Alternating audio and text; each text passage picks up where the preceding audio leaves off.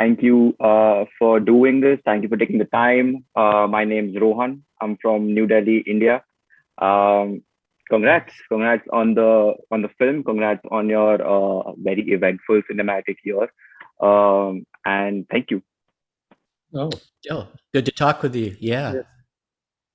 Uh, I want to start by asking you about the opening lines in the film and the closing lines. Now, the film opens with this voiceover where we are asked to breathe, and it ends with a line where Adam Driver says, "Stop watching me."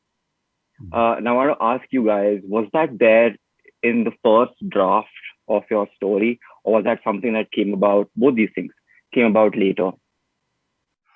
That was actually one of the lines that was actually added after our original version. It was added pretty late in the process. Leos added that line, and um, it it's kind of a surprising thing to happen, but then there are a lot of surprising things I think within the film, so it fit naturally. But that wasn't there in the original work that we had submitted, over 8 years ago.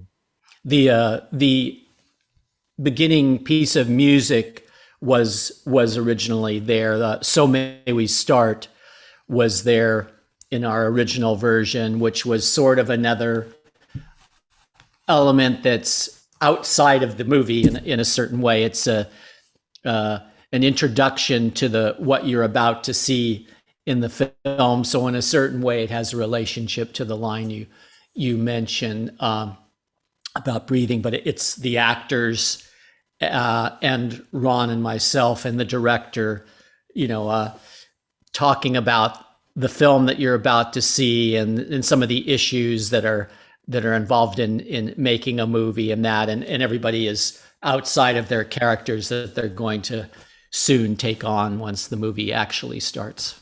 We really like the thing of kind of breaking the fourth wall with, there's this scene with Simon Helberg where he's conducting, and in the middle of his conducting, he's speaking directly to the audience about what is happening in the film. And we like the thing where there are moments throughout the film where you're made aware that you're watching a film.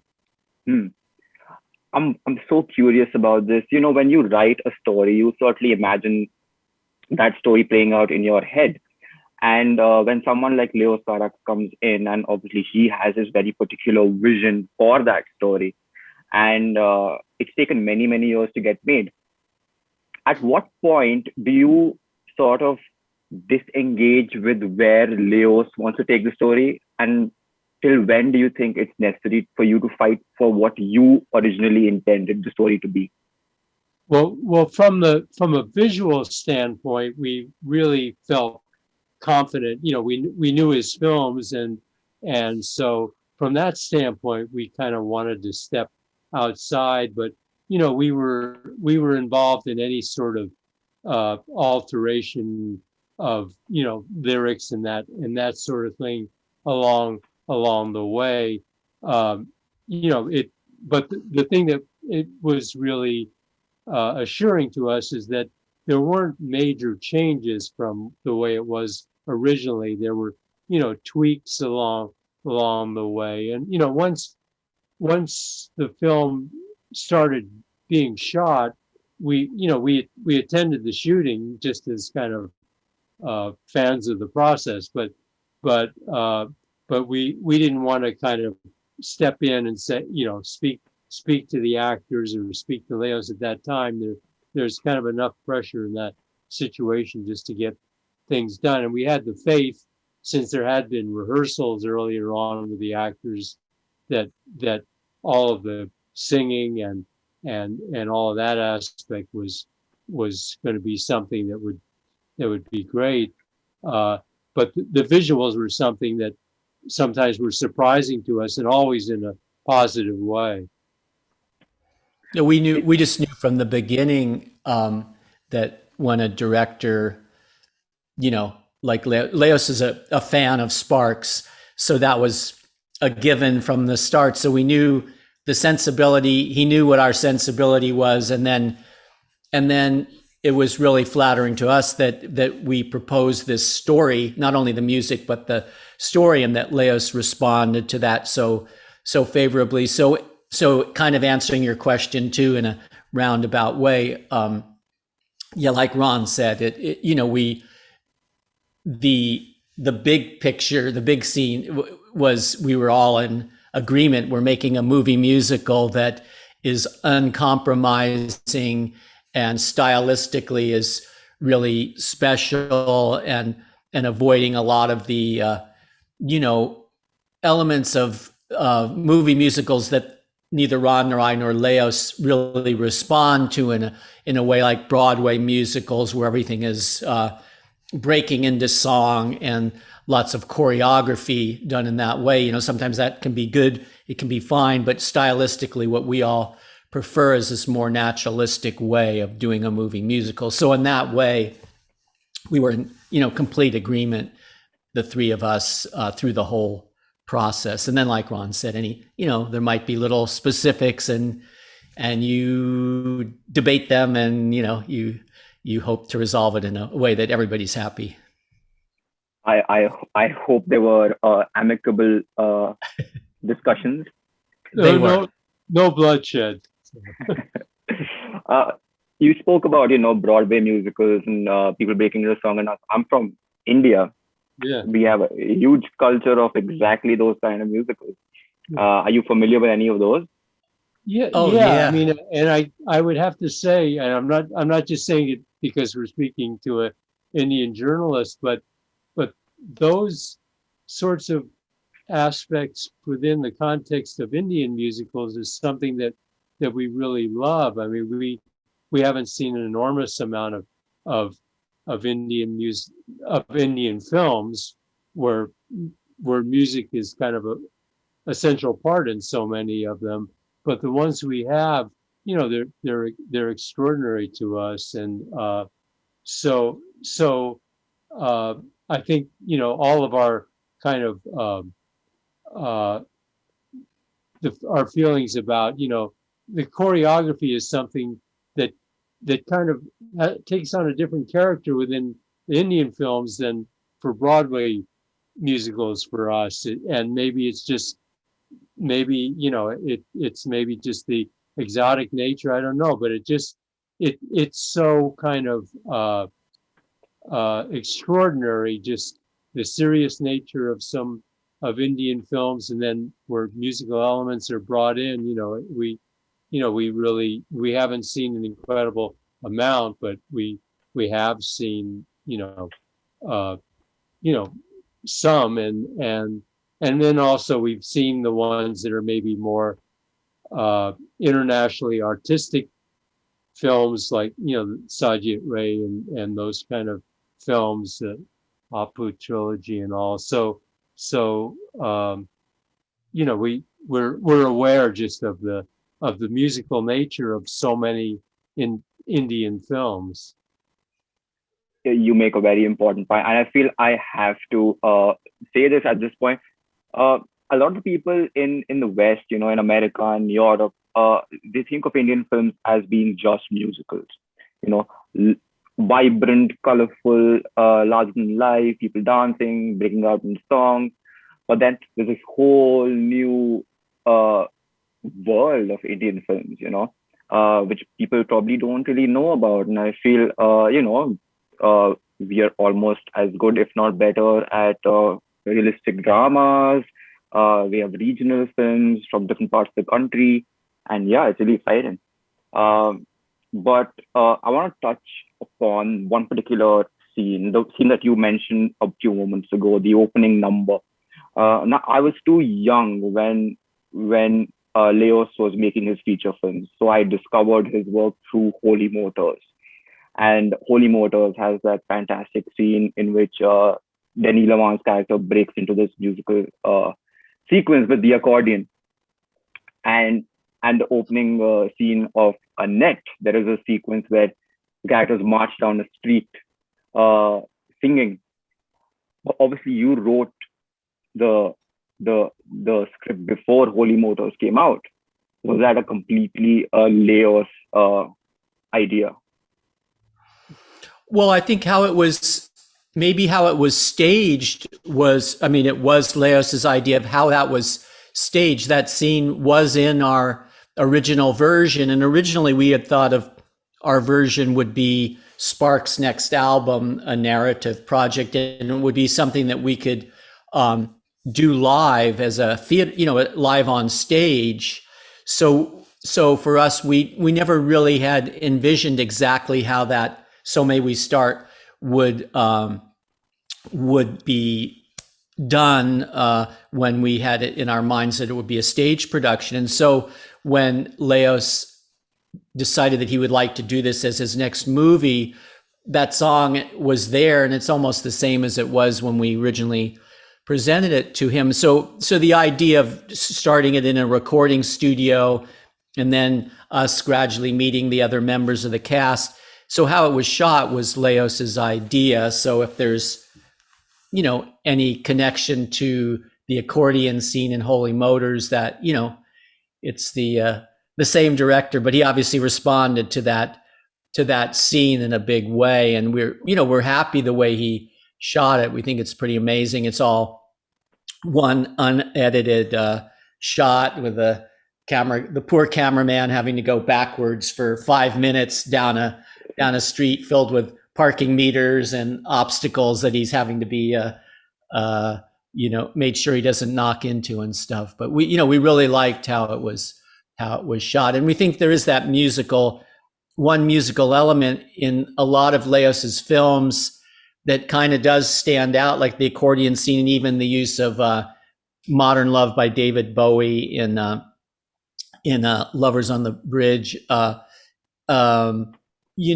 a lot of people even told us when it first appeared that Leos was going to direct this, they said they think this is the next logical step for Leos, doing a full musical, because he always has one scene that people really remember. Oddly enough, they remember the one musical scene from his film. So now there's a whole musical for him. So this was kind of a logical step for Leos too, where he said he always wanted to do a musical and he just didn't know where to even start. So he said it was kind of this, I don't know, to use the word blessing, but something in that effect, that was handed to him, and he said, "Okay, we can do this," and it's so.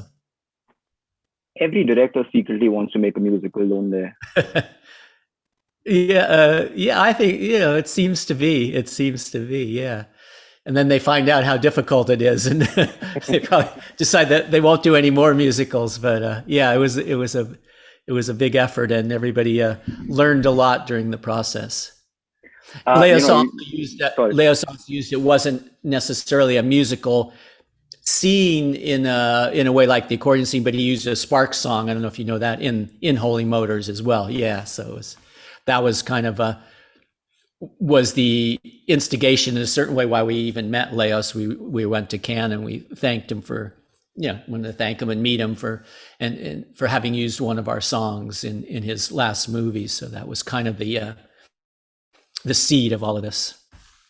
Was this the meeting you spoke about in an interview that took place around a decade ago, if I'm not wrong? Yeah, it was like 9 years ago at Cannes. Yeah, and a bunch of actors have come in and out of this project in those years, haven't they? You've had some people being attached and then they left, and then finally we got Adam and Marion.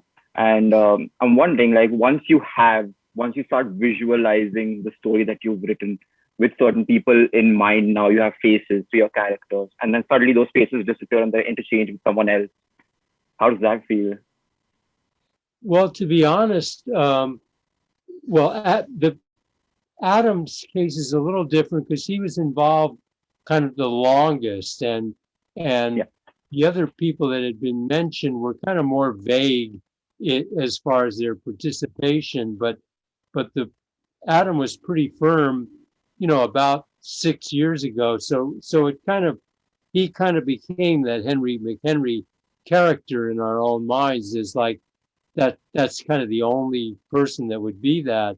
But as far as the Anne character, there were several actresses before Marion Cotillard that were involved, but we never met them or rehearsed with them or anything, so there wasn't any kind of uh, specifics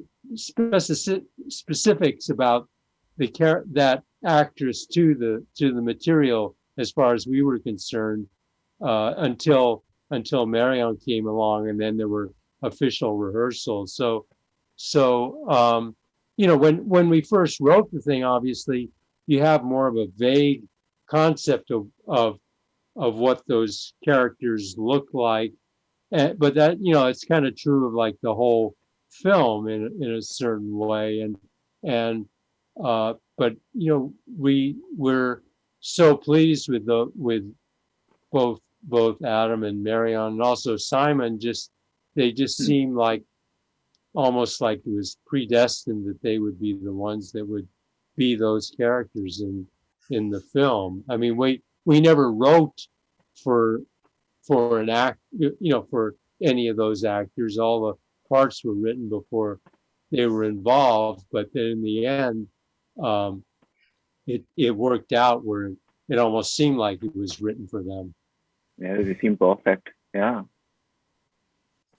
I want to ask, this movie, so much of this movie is about the art of performance. And I want to ask you, as artists who've been performing for so many years, how has your relationship with live performance evolved over these years? You mean as far as just us as a band, you mean? Yeah.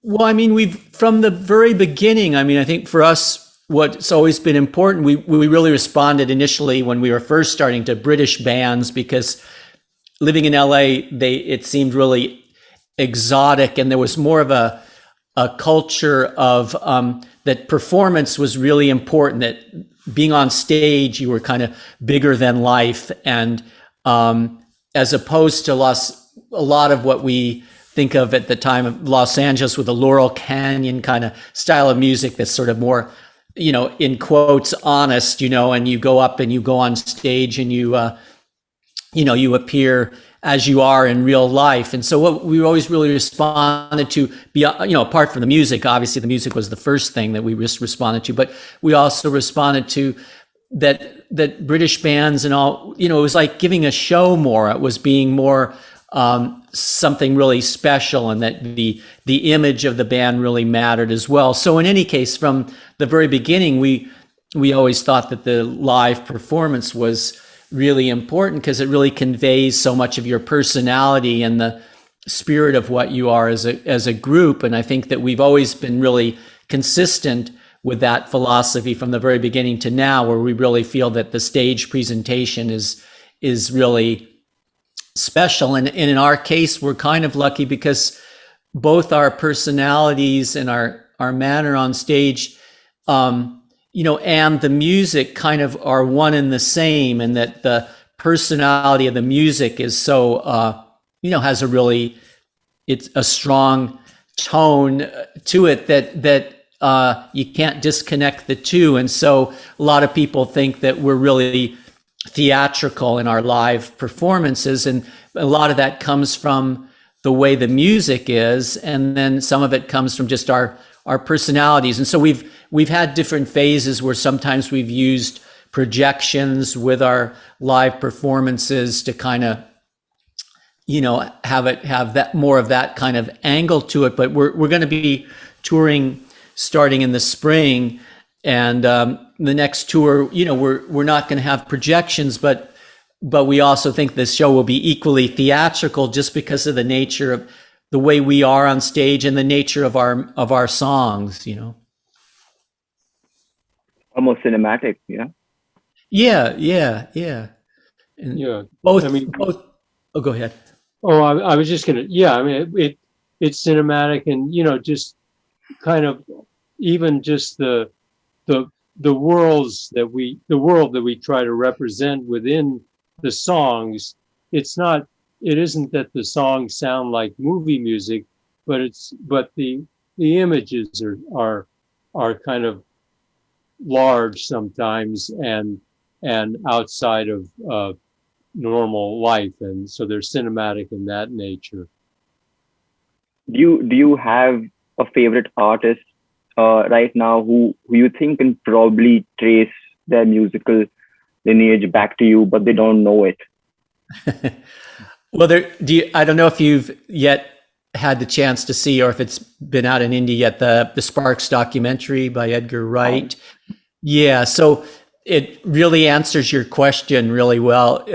The documentary, and unfortunately, you haven't had a chance to see it yet, but Edgar managed to get about 80 different people to be interviewed for the documentary, and a lot of them are artists who do talk about their the Sparks' influence on their careers, and it's everyone from the Sex Pistols to Duran Duran to the Red Hot Chili Peppers and Beck, Weird Al Yankovic. It's sort of like all over the map as far as artists that, and a lot of synth groups like New Order are in there, and Erasure. So it's this really broad, and they talk specifically about what you just asked about. They talk about, Beck especially talks really eloquently about a lot of artists that are current right now, that are starting, or newer artists right now that may not even know that the lineage goes back to Sparks. And that's his philosophy. We hate saying that ourselves because it sounds maybe arrogant or something, but he does it in a really eloquent way, and it's really beautifully done. And in the documentary, it's by Edgar Wright, the documentary, and it's his first documentary, and he's known for obviously his feature films, but he's really been passionate about Sparks and wanting to get more people just to be aware of the band, because he thinks that we've been kind of neglected in certain areas, and he just wanted to do this passion project about it. But it really goes into detail about exactly what you were asking about, and feeling, and it was one of Edgar's theses in the documentary about how Sparks stylistically has changed throughout our career too, and so different types of bands from different styles of music have kind of gravitated to different things that we've done, and he thought that was really important to be kind of said, but said by other musicians too, and not obviously Ron and I saying that, but it's a really great documentary, because not only just about Sparks, but it's kind of talks about the creative process and perseverance for anybody that's interested in doing creative work, whatever type of thing. It doesn't even have to be music; it can be movies or dance or whatever it is. Even it can be anything. But just that the important thing in the end is that is your creative. What you've done creatively, you have that. And so whether you're commercially, huge, or whether you're not, the one important thing that you should be striving for is just, in the end, that you're proud of what you've done creatively. And in the end, that's the thing that lasts more than money or fame or anything. And that was one of the things that a lot of really young people who weren't even aware of Sparks before the documentary, they came away thinking that we've really helped them in their pursuit of whatever it is creatively that they want to do, that they should just pursue their vision. And, you hope a lot of people will see you and be aware of it. But if not, you have to be true to your artistic vision. And anyway, that's one of the big themes in the documentary. It's talking about something you haven't seen, so it's hypothetical. But in any case, we hope the movie becomes available there in India soon. I truly hope it does. I can't wait to get my hands on it. I really, really want to watch it as soon as possible. For exactly these reasons, that you spoke about. Edgar wants people to know about the band and the influence you've had on so many generations of musicians, and I'm sure around the world, not just, I'm sure people are here are influenced by your music, and that's incredible. It's just the power of music and the power of the art that you created. It's transcended boundaries, borders, everything, and No, it's decades. So it's fantastic, and I'm not going to take any more of your time. Thank you. It's an honor. It's blown my mind that I get to speak to you. All the best. thank you. Yeah. Thank you. Yeah, we hope we can come to India one day. We've never been there, so we would love to come. And We are very warm people. We'll welcome you with open arms and give you lots of food. sounds good. Well, we love Indian food, so we don't have to be convinced. We're sold. All right. Thank you. Ben. Good talking to you. Thank you, everyone. Nothing sacred to you.